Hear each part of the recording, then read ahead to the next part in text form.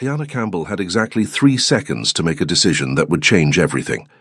3 seconds to scan the rooftop venue of Miami's most exclusive real estate launch party. 3 seconds to identify the most intimidating man in a room full of powerful people. 3 seconds to cross 20 feet of polished marble. She had to slip her arm through his and pray he'd play along. The man with the sharp jawline and sharper suit turned to look at her. His dark eyes registered surprise for a fraction of a heartbeat before something else flickered there. Curiosity, maybe, or amusement. He was taller than she'd guessed. The way every person within 10 feet subtly shifted away from him told her everything she needed to know about his reputation. "There you are, baby," Ayana said, her voice steady despite her racing heart. She pressed closer, her hand sliding up to rest against his chest. The expensive fabric of his shirt was warm under her palm. "I've been looking everywhere for you." His gaze moved past her shoulder, toward Justin, no doubt, then back to her face. Understanding dawned in those calculating eyes. "Have you?" His voice was quiet, controlled, with just a hint of an accent that made her pulse skip. Then his arm wrapped around her waist, pulling her against his side with practiced ease. "My apologies. I'm here now." 4 hours earlier, Ayana had been having a perfectly good evening. She'd arrived at 7:30 sharp at the launch party for the Oceana Residences, Miami's newest ultra-luxury condominium development.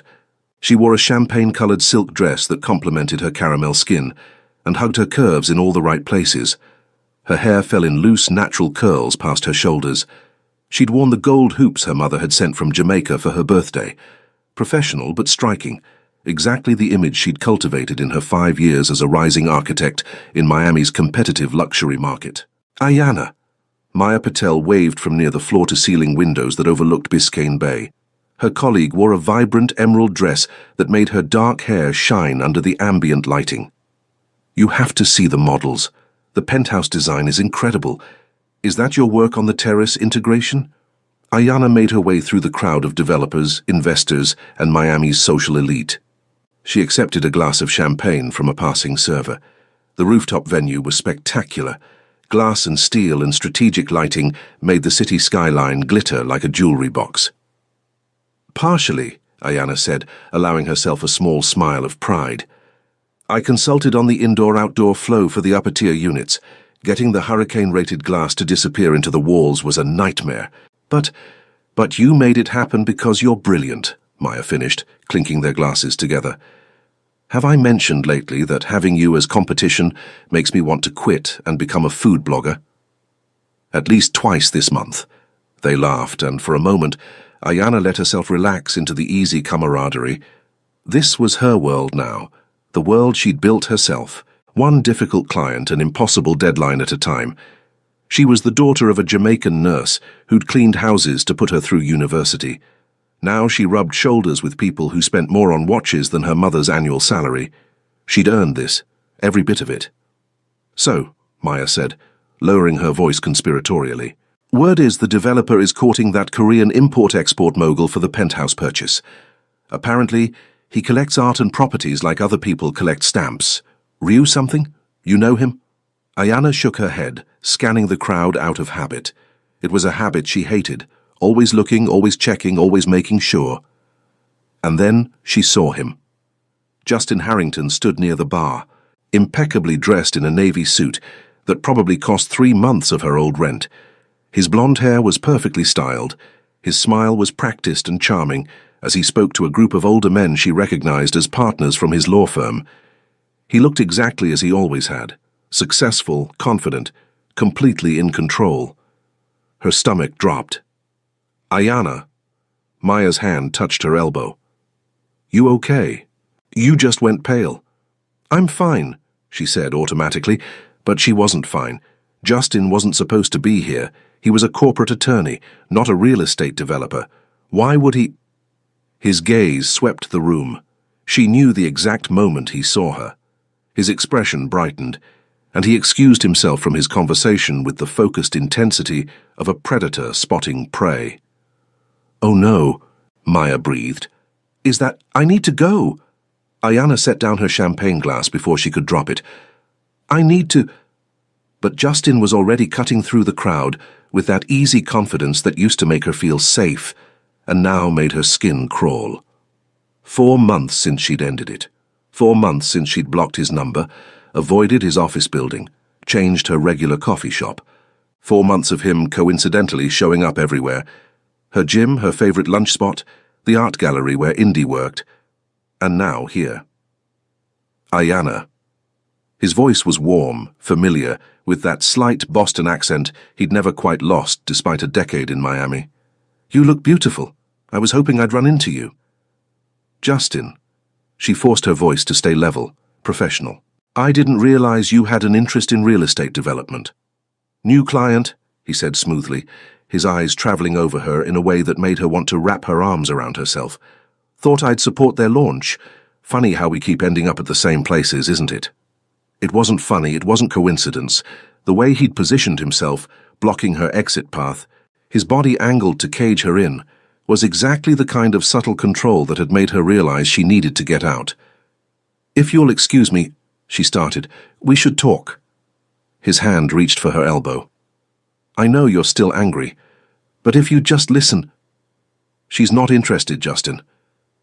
Maya stepped closer, her petite frame radiating protective fury. "Take the hint." His smile didn't waver, but something cold flickered in his blue eyes. "I wasn't talking to you, Maya. Ayanna and I have history. We're working through things." "We're not working through anything," Ayanna said, pulling her arm away from his reaching hand.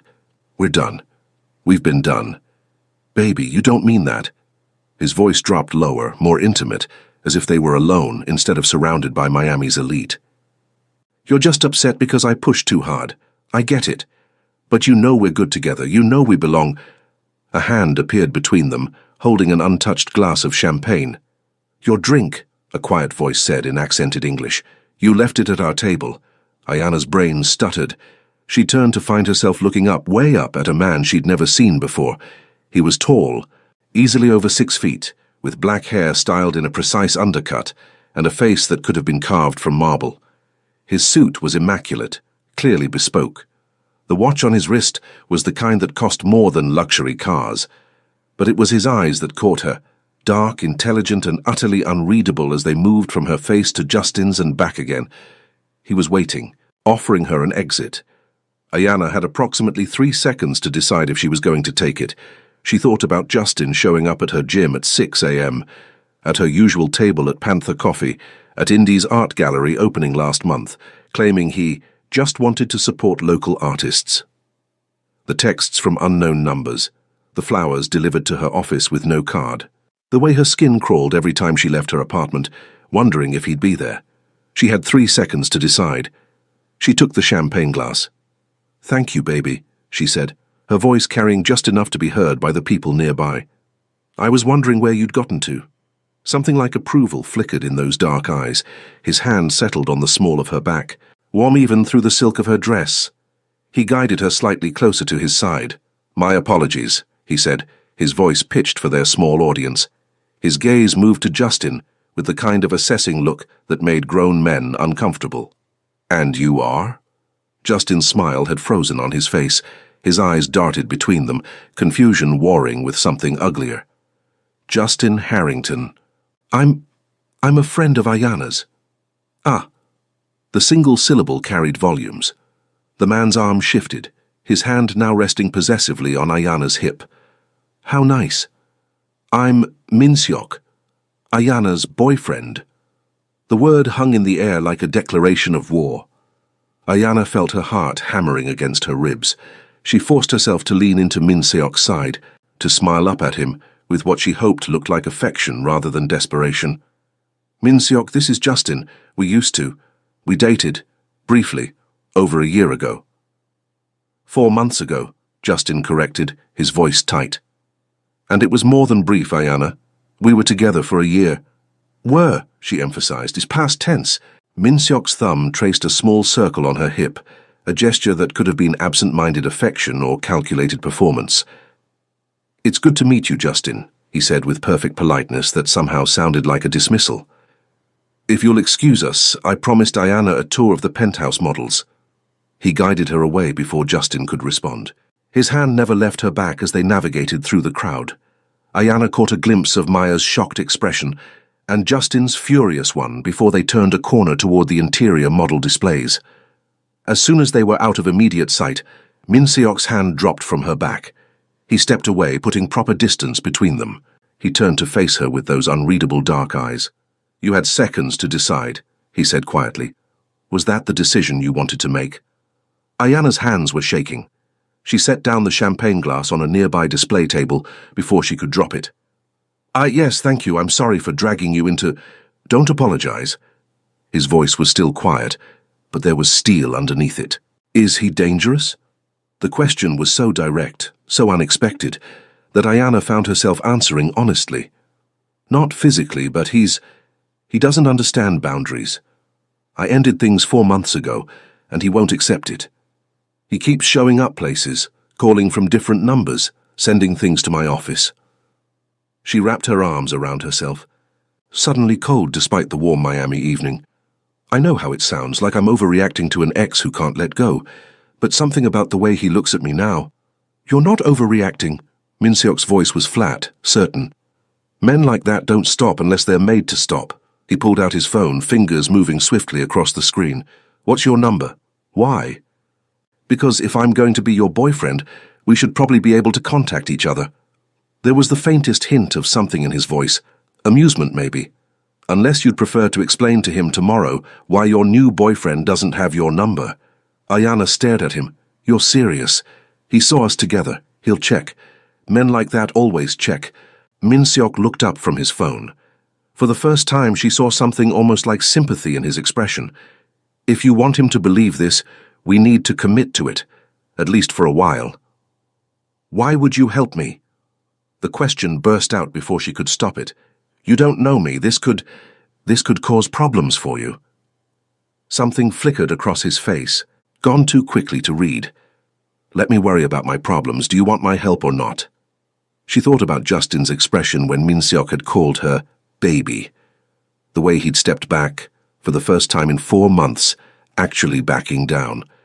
The way this man, this stranger, had read the situation in seconds and offered her an escape route. Ayanna pulled out her phone. "My number is—" As Min Seok saved her contact information, she caught a glimpse of his phone screen. Multiple message threads in what looked like Korean, a photo background of a city skyline at night, and a calendar packed with appointments. "Ryu Min Seok," he said, as if reading her mind. He held out his hand formally, and she took it. His grip was firm, his hand warm and calloused in a way that surprised her. "Since we're dating now, you should probably call me Min Seok. Ayanna Campbell," she said, then added, "I'm an architect, in case he asks. Justin will definitely ask. And I'm in import-export, art, jewelry, luxury goods." His lips curved into something that wasn't quite a smile. "Also, I'm apparently looking at the penthouse, so we should probably actually take that tour, for authenticity." As they walked toward the penthouse models, Ayanna's mind was racing. What had she just done? She'd grabbed a stranger at a party, announced they were dating, and he'd just gone along with it, committed to maintaining the charade. She glanced up at Min Seok's profile, the sharp jaw, the controlled expression. Every person they passed seemed to unconsciously give him space. Maya had mentioned a Korean mogul interested in the penthouse, someone who collected art and properties, someone, she realized with a jolt of understanding, that people were careful around. "What exactly," she asked quietly, "do you import and export?" Min Seok looked down at her. This time there was definitely amusement in his eyes. "Whatever needs importing and exporting, does it matter?" It should matter. She should care. But she thought about Justin's hand reaching for her elbow, the trapped feeling of being cornered at the bar, the 4 months of looking over her shoulder. "No," Ayanna said, "right now it doesn't matter at all." The penthouse tour lasted 45 minutes. During that time, Ayanna learned 3 important things about Ryu Min Seok. First, he was genuinely interested in architecture, not the polite interest wealthy clients usually displayed, but actual technical knowledge. He'd asked about load-bearing structures, about the engineering challenges of floor-to-ceiling disappearing glass walls. He'd asked about storm-resistance specifications that most people wouldn't think to question. Second, he was very good at playing the role of attentive boyfriend. His hand had stayed on her lower back the entire tour. It was a warm presence that somehow felt protective rather than possessive. He'd pulled her close when Justin had appeared again, with his law firm partners. He'd pressed a kiss to her temple that had looked completely natural. Third, and perhaps most unsettling, he was absolutely devastatingly attractive. Ayanna had noticed he was handsome when she'd grabbed him at the bar. Hard not to notice cheekbones like that. But spending time in close proximity, feeling the heat of his body next to hers, catching the subtle scent of his cologne, something expensive and cedar-tinged, was doing things to her nervous system that had nothing to do with fake relationships. Which was problematic, considering this was supposed to be a temporary solution to a Justin problem. "You're thinking very loudly," Min Seok murmured. They stood on the penthouse terrace, ostensibly admiring the view of the bay. The party had started to thin out. Justin was still visible inside, watching them through the glass with barely concealed fury. "Sorry." Ayanna forced herself to focus on the actual view. The lights of Miami spread out like a circuit board, the dark expanse of water beyond. "I'm just trying to figure out the logistics of this." "The logistics?" Min Seok leaned against the terrace railing. For the first time that evening, he looked almost relaxed. The jacket of his suit was unbuttoned, his tie loosened slightly. There was something about the way the breeze moved his dark hair that made her fingers itch to... "Stop it," she told herself firmly. "We can't exactly fake date indefinitely," she said. "Justin will eventually figure out we're not really together. What happens then?" "Then we'll have bought you time," Min Seok said simply. "Time for him to move on. Time for you to document his behavior if it continues. Time for—" He paused, his gaze sharpening on something over her shoulder. "He's coming this way." Ayanna's stomach clenched. Before she could turn, Min Seok moved. One moment she was standing beside him at the railing. The next she was backed against it with his body blocking her from view, his hands braced on either side of her. "May I?" he asked quietly, his face inches from hers. Her breath caught. "May you what?" "Kiss you." He needs to believe this. His eyes searched hers. Despite everything, the situation, the absurdity of it all, she saw nothing but careful respect there. "But only if you consent." She should say no. This was already complicated enough. But Justin's footsteps were getting closer on the terrace stones. The thought of dealing with another confrontation. "Yes," Ayanna breathed. Min Seok closed the distance between them, with the kind of controlled precision that probably characterized everything he did. His lips were warm, firm. For a half-second, Ayanna's brain screamed that this was crazy. This was a stranger, this was... Then his hand came up to cup her jaw, tilting her head to a better angle. Conscious thought sort of dissolved. The kiss was chaste, technically. No tongue, no grab. Nothing that would be inappropriate for a semi-public venue. But there was something in the way he kissed her. Focused, thorough. Like he was memorizing the shape of her mouth, that made heat pool low in her belly. When he finally pulled back, it took her several seconds to remember how to breathe. "That good," he murmured, and there was definitely amusement in his voice now. "That was fine," she managed, her voice embarrassingly unsteady. His thumb brushed her lower lip. She watched something flicker in his eyes, surprise maybe, or recognition that she wasn't the only one affected. "Just fine?" "Min Seok?" "Ayanna." Justin's voice cut across whatever she'd been about to say. "Can we talk? Alone?" Min Seok didn't move, didn't even turn to look at Justin. He kept his eyes on Ayanna's face as he said, "She doesn't want to talk to you. She's made that clear. I'm talking to Ayanna, not you." "And I'm her boyfriend," Min Seok said with perfect calm, "which means when someone makes her uncomfortable, it becomes my concern." "Boyfriend?" Justin's laugh was sharp, disbelieving. "You expect me to believe you're actually dating him? 4 months ago you were in love with me, and now suddenly you're with him." Ayanna felt Min Seok's muscles tense against her. His voice remained controlled. "People move on, Justin. You should try it. This is bullshit." Justin moved closer. His polished facade was finally cracking.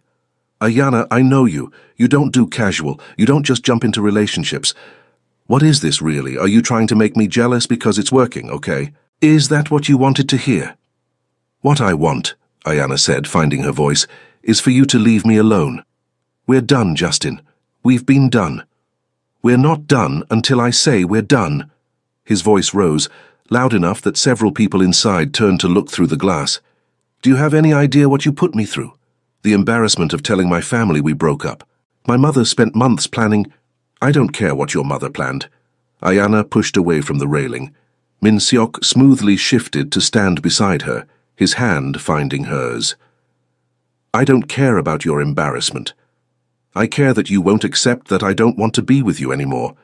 Because of him? Justin's gaze raked over Min Seok with open hostility. What is he? Some kind of sugar daddy? You always did like expensive things. Min Seok moved faster than Ayana would have thought possible for someone so controlled. One moment he was beside her. The next he was in Justin's space, his voice dropping to something quiet and dangerous. Choose your next words very carefully, he said, because insulting my girlfriend is a line you don't want to cross. For the first time that evening, Justin looked genuinely intimidated. He stumbled back a step, his face flushing. Are you threatening me? I'm advising you. Min Seok's tone was perfectly pleasant, which somehow made it worse. Leave Ayana alone. Stop calling. Stop showing up places.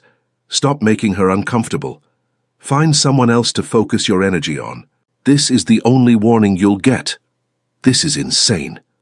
Justin looked between them, his expression twisting. You know what? Fine. Have fun with your gangster boyfriend, Ayana. But don't come crying to me when you realize what you gave up. He stormed off the terrace. Ayana felt her legs go weak with relief and adrenaline. Min Seok's hand was still holding hers. Are you all right? I don't know, she admitted. Her voice was shaking. I think I need to sit down. He guided her to one of the terrace's seating areas. His movements were careful, like she was something fragile, which was ridiculous because she wasn't fragile. She'd built a successful career. She'd left Jamaica with nothing but student loans and determination. She'd ended a relationship that was suffocating her, even when everyone said she was crazy to leave a catch like Justin Harrington. But right now, with the adrenaline crash hitting, Min Seok's steady presence beside her, she felt like she might shatter. Breathe, he said quietly. In for 4, hold for 4, out for 4. You're having a panic response. It's normal. She followed his instruction. She focused on the rhythm of her breath until her heart rate started to slow. When she finally looked up, she found him watching her with an expression she couldn't quite read. Thank you, she said. I don't know what I would have done if you hadn't. You would have handled it, he said with surprising certainty. You're clearly capable. I just made it easier. Still, she managed a shaky smile. I owe you. You don't owe me anything. He stood, offering his hand to help her up. But we should probably leave before he comes back with security or makes more of a scene. Do you have someone who can drive you home? You shouldn't be alone tonight. My friend Indy, Ayana said, pulling out her phone. She's probably wondering where I disappeared to anyway. Good. Min Seok's phone buzzed. He glanced at it with a slight frown. I need to go. But Ayana... He waited until she met his eyes. Save my number. If he contacts you again, call me immediately. Day or night, doesn't matter. Why are you doing this? And she asked. Really? He was silent for a long moment, his dark eyes unreadable. Because I know what it's like to feel trapped, he finally said, and because you had seconds to decide whether to trust me, and you did. That deserves something. Before she could respond, he was gone. He moved through the party with a kind of easy authority that made people step aside without even realizing they were doing it. Ayana stood on the terrace. Her lips still tingled from a fake kiss. Her hand was still warm from where he'd held it. She tried to figure out what, exactly, she'd just started. Her phone buzzed with a text from an unknown number. Your boyfriend should probably have a photo in your phone. For authenticity. MS attached was a selfie. Min Seok in what looked like an office. His expression was serious, but with the faintest hint of a smile in his eyes. The kind of photo a girlfriend would have of her boyfriend. Against her better judgment, Ayana found herself smiling as she saved it to her contacts. 3 days later, Ayana was beginning to think she'd imagined the entire thing. Min Seok had texted twice, once to confirm she'd gotten home safely that night, once to ask if Justin had attempted contact. Both texts were brief, polite, They gave her absolutely no indication of what he was thinking, which was fine. This was a business arrangement, essentially. A mutually beneficial agreement that would hopefully convince Justin to back off. Except she couldn't stop thinking about the kiss. Earth to Ayanna. Maya waved a hand in front of her face. They were at their usual lunch spot in Brickell, reviewing proposals for a new mixed-use development downtown. "You've been staring at that elevation drawing for 10 minutes. What's going on?" "Nothing, just thinking." "About mysterious Korean moguls who kiss you on terraces?" Ayanna's head snapped up. "How did you—" "Please," Maya grinned. The entire party was talking about it. Ayanna Campbell, who hasn't dated anyone publicly since Justin, suddenly shows up with Ryu Min-seok. "Do you have any idea who he is?" I Googled extensively, by the way. "He's in import-export," Ayanna said carefully. "He's in a lot more than that." Maya pulled out her phone, scrolling to show Ayanna a series of articles. His family company, Ryu Holdings, operates galleries in Miami, New York, and LA, high-end jewelry, international trade. Reading between the lines of these very carefully written business articles means connections to, well, let's just say, interesting circles. Ayanna's stomach dropped as she scanned the articles. Photos of Min-seok at gallery openings, art auctions, charity galas, always impeccably dressed, always with that same controlled expression. There were no scandalous exposés, no criminal accusations, but the articles were written with the kind of careful vagueness that suggested the writers knew more than they could print. "So he's what exactly?" Ayanna asked, though she had a sinking suspicion she already knew. "Connected," Maya said diplomatically. "Very, very connected. Which—" She leaned forward, lowering her voice. "Look, I'm not judging. After what Justin put you through, if you want to date someone who makes entitled lawyers piss themselves with one look, more power to you. But Ayanna, are you sure you know what you're getting into?" Before Ayanna could answer, her phone buzzed. "Min-seok, are you free this evening? We should discuss logistics, and perhaps have dinner." Her pulse jumped. Maya raised an eyebrow. "Speaking of, it's just dinner," Ayanna said, typing a response. "Me. What time?" "Min-seok. I'll send a car at 7. Dress code is business casual. We're going somewhere public. Nothing that should make you uncomfortable." The fact that he'd specified public, that he'd considered her comfort level, something in her chest warmed. "Just dinner," Maya repeated, looking amused. "Sure. Just dinner with the man who looked at you on that terrace like you were the only person in the world. He was acting. Honey, nobody acts that well." At 6:58 p.m., Ayanna stood in front of her closet in her Coconut Grove apartment. She second-guessed every clothing decision she'd ever made. Business casual, public restaurant, not a date. She settled on cream linen pants and a coral silk top that brought out the warmth in her caramel skin. Simple gold jewelry, the hoops again, a delicate chain her grandmother had given her. Minimal makeup, her natural curls loose around her shoulders, professional, friendly. Absolutely not trying to impress him. The fact that she'd changed 3 times meant nothing. At 7:00 p.m. exactly, her phone buzzed with a text from an unknown number. "Your car is downstairs. Black sedan." Ayanna grabbed her purse and headed down. She told herself her racing heart was just nervous energy. The car was actually a very nice Mercedes. The driver was a polite man who introduced himself as Lim and confirmed her identity before opening the door. Inside, she found a single white orchid on the seat with a note in precise handwriting. For authenticity, boyfriends send flowers. So. Despite herself, Ayanna smiled. The drive took them to South Beach, to a restaurant she'd heard of but never been able to afford. A fusion place that somehow managed to be both upscale and intimate. Min-seok was already there, standing as she approached the table. He'd dressed down from the party, dark slacks, a white button-down with the sleeves rolled to his forearms, no tie. He looked younger this way, more approachable, though his eyes still held that watchful intensity. "Ayanna." He waited until she was seated before taking his own chair. "Thank you for coming. Thank you for the orchid, though I should probably tell you that boyfriends usually send roses. Roses are predictable." His lips curved slightly. and you don't seem like someone who appreciates predictable. Fair point. A server appeared with menus and wine recommendations. For a few minutes they occupied themselves with ordering.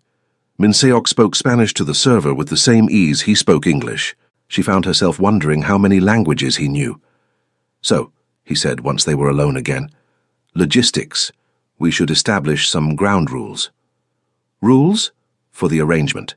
He pulled out his phone, opening what looked like a notes app. "Duration. I suggest 3 weeks.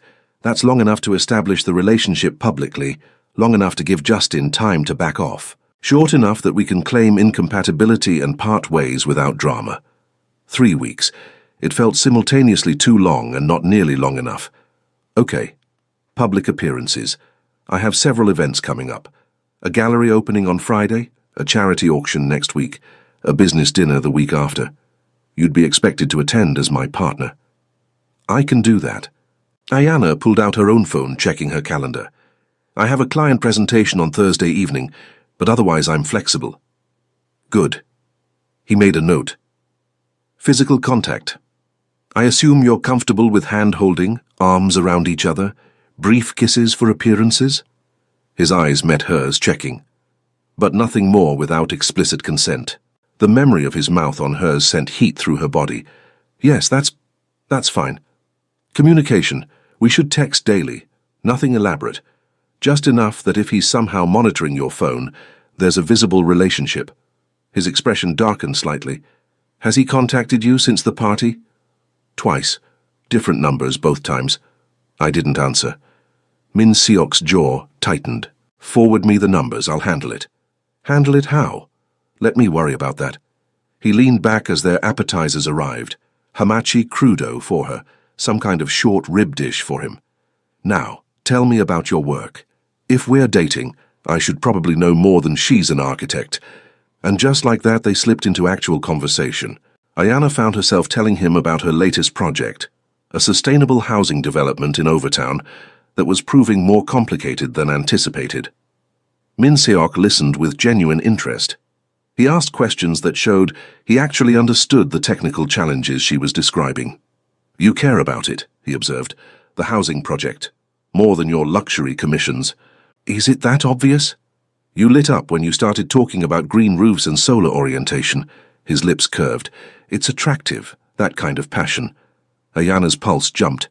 "I thought this wasn't supposed to be a real date." "It's not," but his eyes held hers. There was something in his expression that made her breath catch. "Doesn't mean I can't appreciate passion when I see it." She was saved from having to respond by the arrival of their entrees. They ate in comfortable silence for a few minutes before Min Seok spoke again. "Maya was right, you know, about Googling me." Ayana nearly choked on her wine. How did you—" "Maya Patel, architect at Morrison & Chen. She sat 2 tables over at the party and has been your colleague for 3 years. She also has excellent taste in jewelry. She was wearing a piece from one of my galleries." He said it matter-of-factly, like casual background checks were normal. "I assume she told you that my business dealings are complicated." She used the word connected. A diplomatic choice. Min Seok set down his fork, his expression serious. "I won't lie to you, Ayana. My family's business operates in grey areas. We're legitimate on paper. But the people we work with, the nature of some transactions—" He paused. "You deserve to know what you're associating yourself with, even temporarily." "Are you dangerous?" The question came out before she could stop it. "To you, no, never." His voice was absolutely certain. "To people who threaten what's mine, yes." Something about the way he said what's mine, like it included her at least for the duration of this arrangement, made her stomach flip. "I'm not asking you to be part of that world," he continued. "This is theater, nothing more, but I won't pretend I'm something I'm not." Ayana studied him, the sharp lines of his face, the controlled posture, the way his eyes watched her like he was waiting for her to bolt. She thought about Justin, who'd seemed so safe, so respectable, who'd turned into a nightmare, and Min Seok, who'd been upfront about the grey areas, who'd asked permission before kissing her, who'd specified public venues so she'd feel safe. 3 weeks, she said. We maintain the appearance of dating. We attend each other's events. We convinced Justin I've moved on. Yes, and after 3 weeks?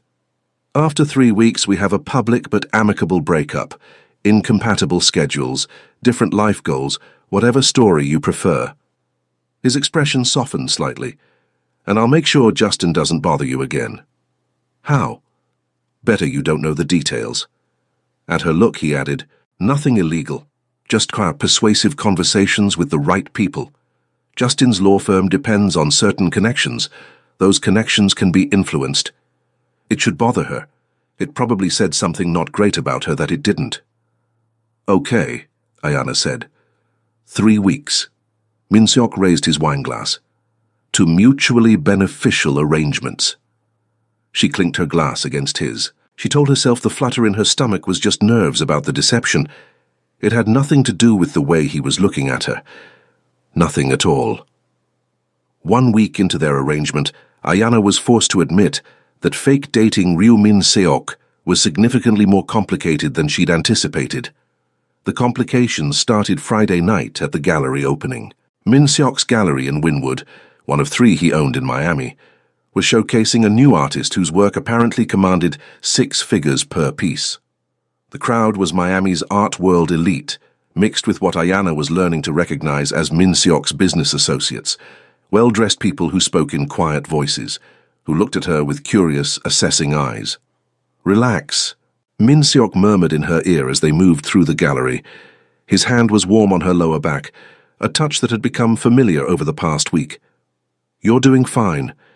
Everyone's staring. You're beautiful, and you're with me.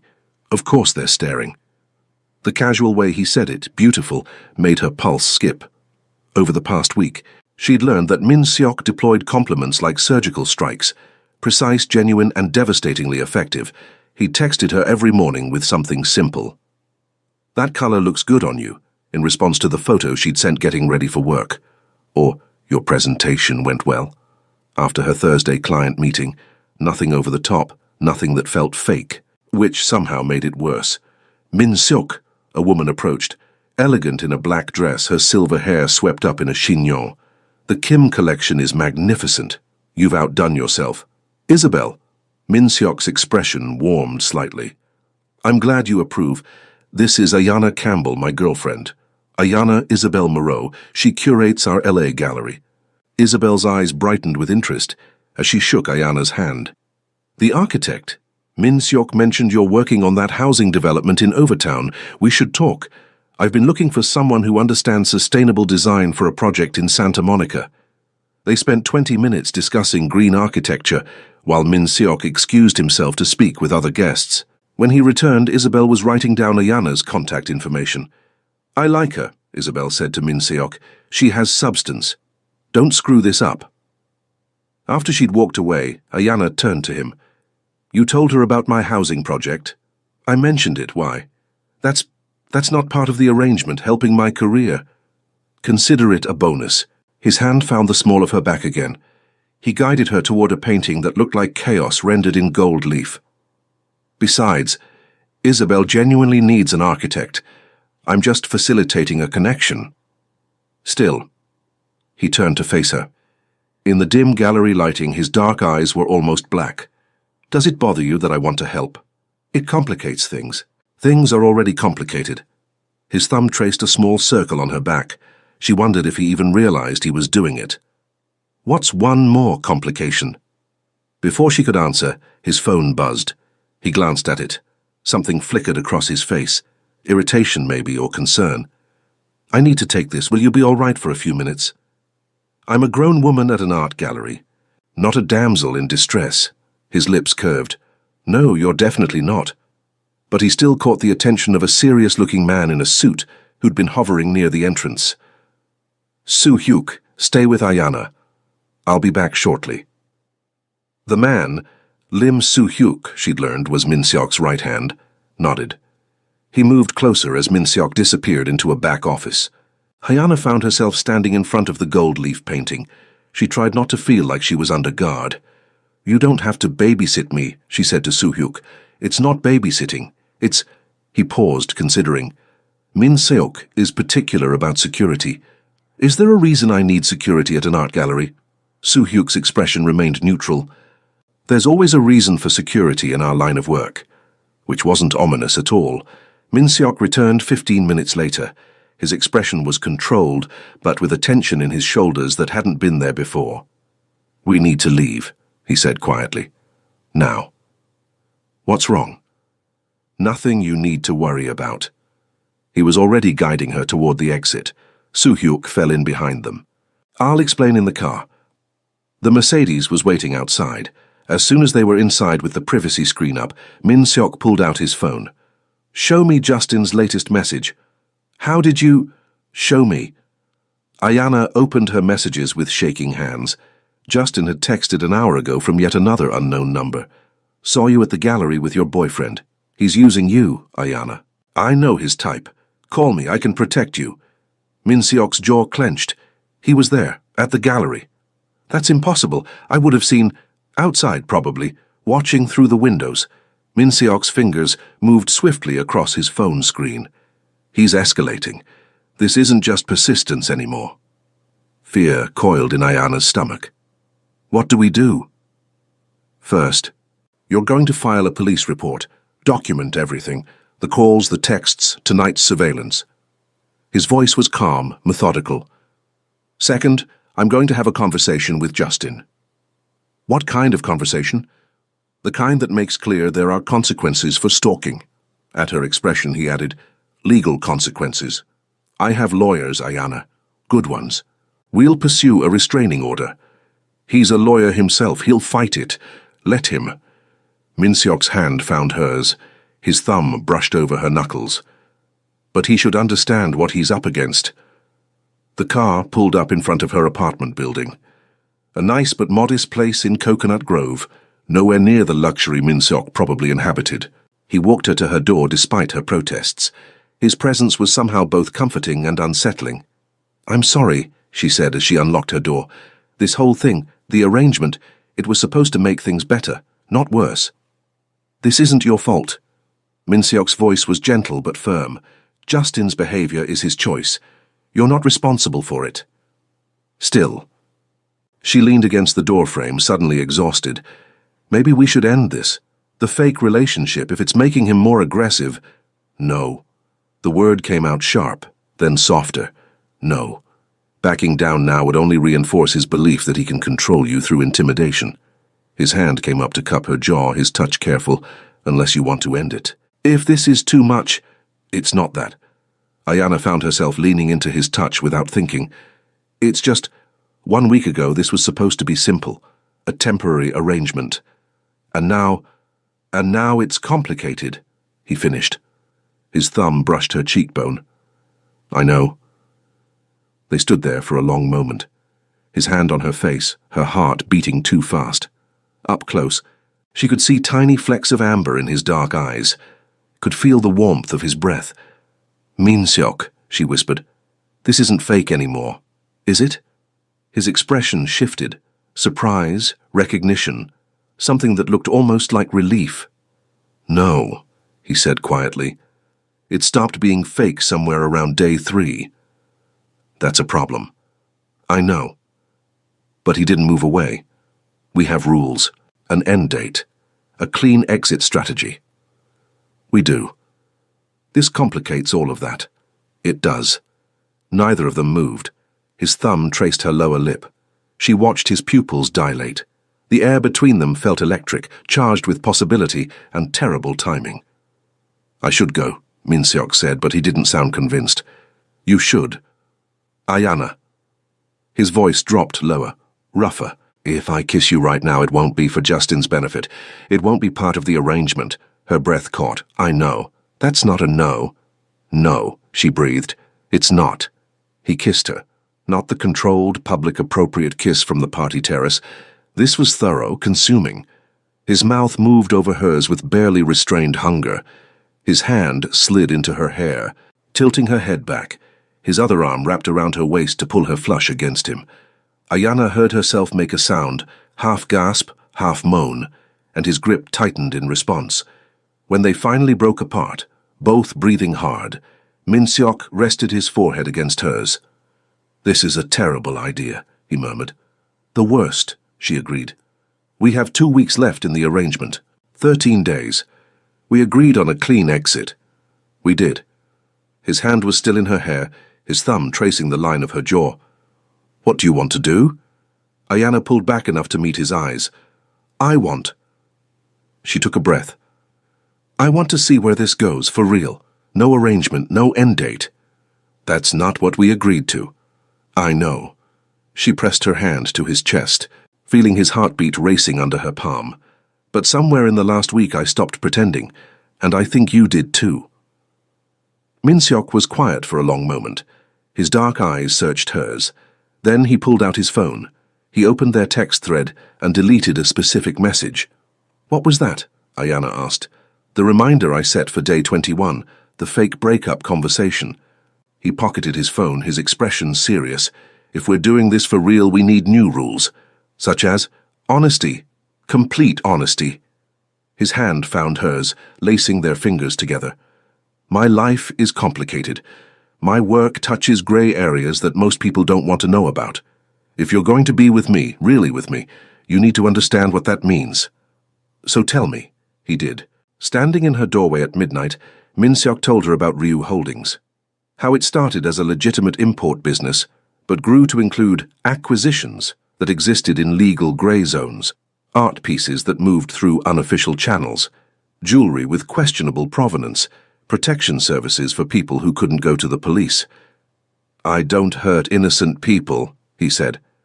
I don't traffic in anything that exploits the vulnerable, but I'm not a good man by conventional standards. I never asked you to be good, Ayana said. I asked you to be honest. Something shifted in his expression. Relief, maybe, or gratitude. There's more. I have enemies. Business rivals, mostly. But there's an Irish crew in Miami, Jamie O'Brien's people, that's been pushing into territory we've held for years. Dating me puts you in proximity to that conflict. Is that why Soo-hyuk stayed with me at the gallery? Because of O'Brien? Partially. Also because you're important to me. I protect what's important to me. The casual way he said it, you're important to me, made her heart stutter. What else should I know? Ayana asked. My family's in Korea. My father built this business. When he died 5 years ago, I took over. I send money back to support my mother and younger sister. They know nothing about the gray areas. They think I'm a respectable art dealer. He paused. I'd like to keep it that way. Okay? Okay? He looked almost surprised. That's it? No judgment? No questions about morality? I have questions, Ayana said. Lots of them, but Min-seok... She squeezed his hand. You were honest with me from the start. You never pretended to be something you're not. That's more than I can say for the supposedly good man I dated before you. His thumb brushed over her knuckles. Justin. Justin checked every box on paper. Good job, good family, good reputation. Underneath all that respectability, he was controlling, manipulative. He couldn't hear the word no. She met Min-seok's eyes. You operate in gray areas, but you asked permission before kissing me. You specified public venues so I'd feel safe. You've been more respectful in 1 week than he was in a year. That's a low bar. Maybe. But you cleared it by a mile. Min-seok pulled her close, his arms wrapped around her in a way that felt both protective and possessive. I don't know how to do this, he admitted quietly. The real relationship thing. It's been... He paused. It's been a long time since I let myself want something this much. Then we'll figure it out together. Ayana rested her head against his chest. She heard his heartbeat steady under her ear. No arrangement, no fake dates, just us. Just us, he echoed. Then, after a moment, you should probably know. I'm going to want to keep you safe. It's part of who I am. If that feels like too much... There's a difference between protection and control, Ayana said. You've been careful about that line. Justin never was. Still, if I overstep, tell me. I will. She pulled back to look up at him. And Min-seok? I'm not fragile. I left Jamaica with nothing but student loans and a dream. I built a career in a competitive industry. I ended a relationship that everyone said I should stay in. I'm stronger than I look. His eyes softened. I know you are. That's part of what... He stopped, shook his head. It's late. You should get some sleep. What were you going to say? That's part of what draws me to you, he finished quietly. Your strength. The way you marched up to me at that party and decided I was your escape route. The audacity of it. His lips curved slightly. I'm used to people being afraid of me. You never were. Should I be? God, I hope not. He kissed her again, softer this time, lingering. Then he was gone. Ayana stood in her doorway. Her lips tingled and her carefully organized life was in beautiful, terrifying chaos. Her phone buzzed with a text. Min-seok. Lock your door.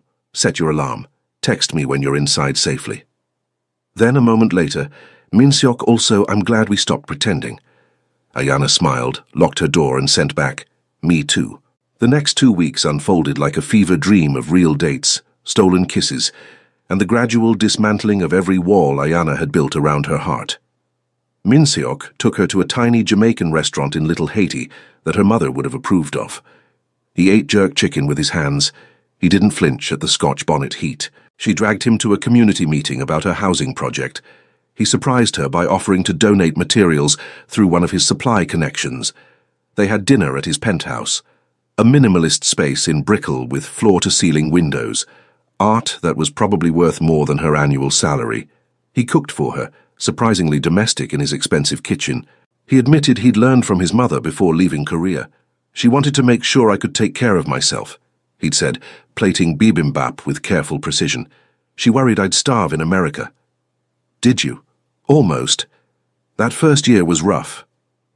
He'd smiled then, a real smile that transformed his usually controlled expression. I ate a lot of instant ramen. They talked about everything. Her childhood in Kingston before her mother moved them to Miami. His years building the business from his father's modest import company into something larger and more complicated. They talked about the things they'd lost, the choices they'd made, the futures they were trying to build, and they kissed. A lot. Min-seok was an attentive lover in all the ways that mattered, careful about consent, asking what she liked, paying attention to the sounds she made. The first time his hand slipped under her shirt, he'd paused to check if it was okay. The first time they stayed in instead of going out, he'd made sure she had an exit strategy if she changed her mind about being alone with him. I don't want to rush you, he'd said. His forehead rested against hers on his couch. Both of them were breathing hard. What if I want to be rushed? His laugh was low, rough. Then we'll rush, but only when you're sure. She was sure, terrifyingly, beautifully sure. The problem was Justin. He'd gone quiet for a week after Min-seok's lawyers had served him with a cease and desist letter. Then he'd started showing up again, at her gym, at her favorite coffee shop, once outside her building at 6 a.m. when she left for a morning run. This is harassment, Indy had said furiously when Ayana called her after the gym incident. File a police report. Get a restraining order. I'm working on it, Ayana had said, which was true. Min-seok had connected her with a lawyer who specialized in stalking cases. They were building a documentation trail, but restraining orders took time. Justin seemed to be getting more unstable. The situation came to a head 2 weeks into the real relationship. At a charity auction, Min-seok had insisted they attend. It was a black tie event at the Perez Art Museum. Ayana had worn a floor-length emerald gown that made Min-seok's eyes go dark with appreciation. You're stunning, he'd murmured. His hand settled on her bare back as they entered the venue.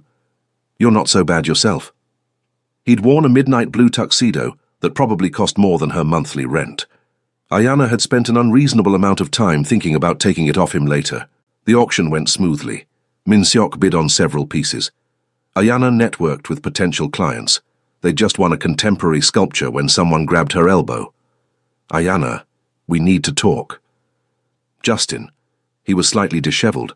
His bow tie was loosened. His eyes were bloodshot. He'd clearly been drinking. When Min-seok moved between them with lethal calm, Justin's expression twisted into something ugly. Get away from her, Justin slurred. This is between me and my girlfriend. She's not your girlfriend, Min-seok said quietly. She never was. Now let go of her arm before you do something you'll regret. Regret? Justin laughed high and sharp. I regret ever letting her go. I regret not fighting harder when she got these stupid ideas in her head. I regret... His grip tightened. Ayana winced. You don't understand what we had. What we could still have if she'd just listen. Min-seok moved. One moment, Justin was gripping her arm. The next, he was stumbling back. His hand was empty. Min-seok was positioned between them like a human wall. Security was already converging on their location, alerted by God knew what signal.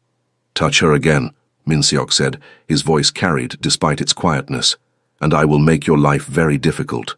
Your law firm depends on clients I know. Your reputation depends on connections I can influence. Walk away now while you still have both. You can't threaten me. I'm not threatening. I'm promising. Min-seok's expression was terrifying in its calm. Ayana has filed a police report. She's pursuing a restraining order. You've been served with a cease and desist. Every appearance, every text, every violation is documented. If you continue this behavior, I will ensure you face consequences. Do you understand? Justin's face had gone pale. She's not worth this, he spat. She's not worth throwing away everything. She's worth more than you could ever understand. Min-seok's hand found Ayana's. His grip was gentle despite the tension in his shoulders. And you'll never get the chance to appreciate that, because you'll never speak to her again. Security escorted Justin out. Several museum patrons had stopped to watch the confrontation. Ayana felt her face heating with embarrassment and residual fear. Are you all right? Min-seok asked quietly.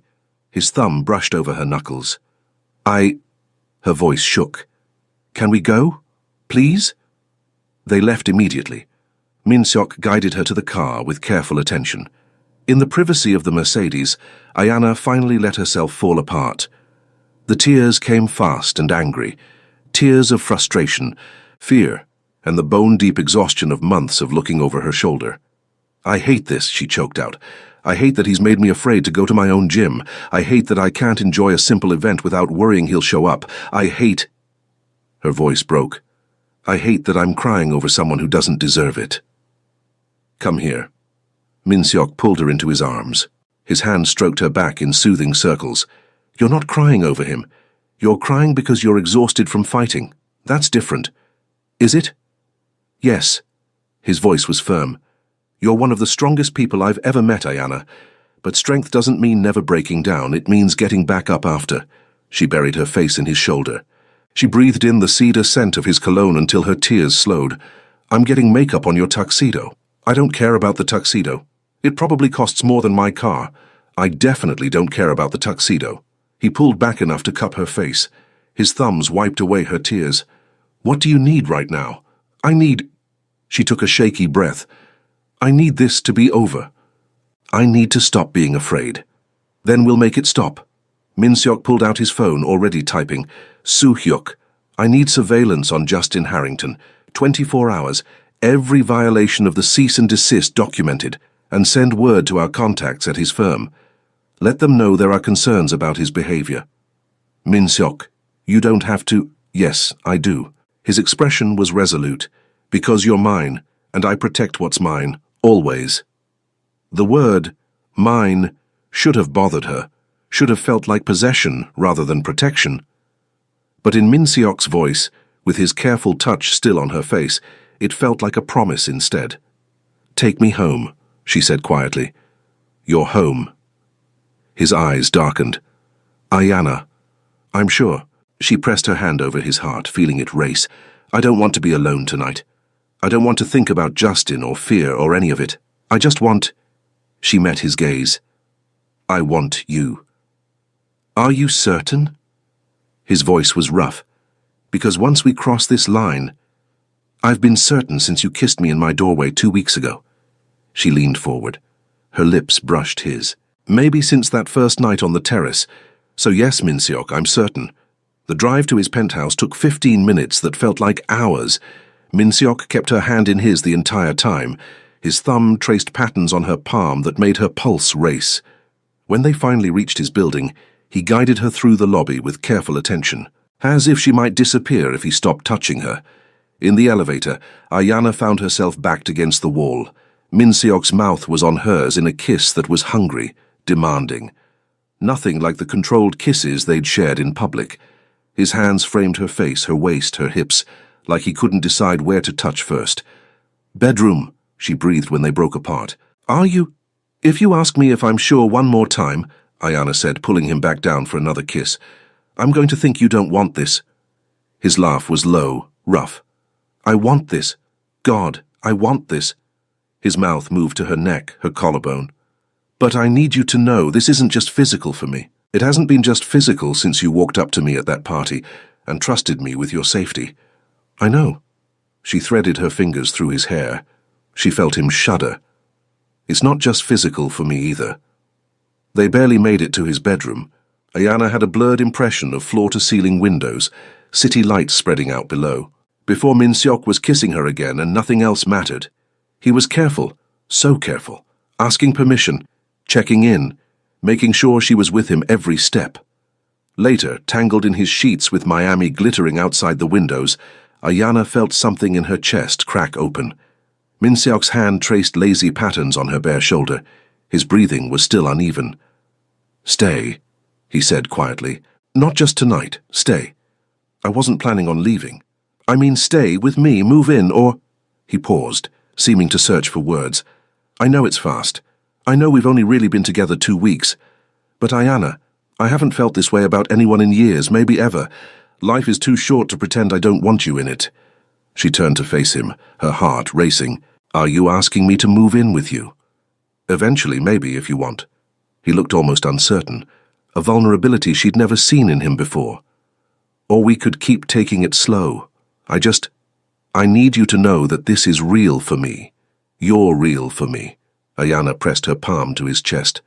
She felt his heartbeat steady under her hand. "It's real for me too," she said softly. "Terrifyingly real. I never expected—" She stopped, shook her head. "I grabbed you at that party because I was desperate. I never expected to actually fall for you. But you did." "I did." She smiled, despite the fear curling in her stomach. "So, what do we do now?" "Now?" Min Seok pulled her closer, his arms wrapped around her. "Now we figure it out together. No arrangements, no end dates. Just us." "Just us," she echoed. She let herself believe in the possibility of it. Outside, Miami sparkled like a promise. For the first time in months, Ayana felt safe enough to close her eyes and sleep. 14 months later. Ayana stood in the kitchen of the penthouse, their penthouse now, officially, since she'd moved in 6 months ago. She watched Min Seok attempt to make her grandmother's recipe for curry goat. He frowned at the pot, with the same intensity he brought to business negotiations. He adjusted seasonings with careful precision. "You know," she said, wrapping her arms around him from behind, "my grandmother would be impressed. Your grandmother would tell me I'm using too much Scotch bonnet." "Probably." Ayana rested her cheek against his back. She felt the warmth of him through his t-shirt, but she'd appreciate the effort. It had been a year of adjustments, learning to live together, learning each other's rhythms, learning how to balance Ayana's work with Min Seok's complicated business dealings. There had been arguments, particularly about his protective instincts, which sometimes crossed the line into overprotective territory. There had been challenges, like the week O'Brien's crew had escalated their territory dispute, and Min Seok had insisted on security following Ayana everywhere. But there had been more good than bad, so much more. The housing project in Overtown was breaking ground next month. Materials were donated by Ryu Holdings. Isabel had brought her that Santa Monica project. That had led to 2 more California commissions. Min Seok had started talking about opening a gallery in Kingston, specifically to showcase Caribbean artists, and Justin had finally, blessedly, disappeared. The restraining order had gone through. His law firm, facing pressure from several influential clients, had quietly suggested he take a position in their Boston office. He'd been gone for 10 months now. Ayana had slowly stopped checking over her shoulder, stopped tensing every time her phone buzzed with an unknown number. "Indy's bringing her new girlfriend tonight, right?" Min Seok asked. He pulled Ayana's attention back to the present. "Yes, and Maya's bringing her husband. And Soo-hyuk is bringing... Is Soo-hyuk bringing anyone? He said he'd come alone. I think he's secretly terrified of your friends." "Good. They're terrifying." Min Seok turned in her arms. His expression softened as he looked down at her. He did that sometimes. Just looked at her like he still couldn't quite believe she was real. She understood the feeling. "Have I told you lately that I love you?" he asked. "Not since this morning." "That's unacceptable." He kissed her forehead, her nose, her lips. "I love you. You're the best decision I've ever made." "I grabbed your arm at a party and demanded you pretend to be my boyfriend," Ayana pointed out. "You didn't make that decision. I decided to go along with it. I decided to kiss you on that terrace. I decided—" He paused. His hand came up to cup her jaw. "I decided to let you matter. That was the decision." Something warm bloomed in Ayana's chest. "Well then," she said, stretching up to kiss him properly, "I'm glad you decided to let me matter because you matter too. Quite a lot, actually." "Quite a lot?" "An unreasonable amount." His laugh rumbled through his chest. Ayana felt it resonate in her own ribs. This warmth, this rightness, this sense of home was what she'd been missing with Justin. This was what real partnership felt like. The doorbell rang, announcing the arrival of their dinner guests. Minseok stole one more kiss before heading to answer it. Ayana turned back to the curry, smiling. She'd had seconds to decide that night at the party. Seconds to choose between staying trapped in Justin's orbit or taking a wild chance on a stranger who looked dangerous and turned out to be safe. Best seconds of her life. "Ayana," Indy's voice carried from the entryway. "Why didn't you tell me your boyfriend's penthouse has a view that makes my apartment look like a shoebox?" "Because you would have judged me." "Darn right I'm judging you. This is ridiculous." Ayana laughed. She heard Minseok's quieter responses and the general chaos of friends arriving. She checked the curry one more time. She adjusted the rice. Then she went to join them. This was her life now, a life she'd built herself with a partner who respected her strength and loved her anyway. A life that had started with seconds to decide and had become something neither of them had planned, but both of them needed. She wouldn't change a single second of it.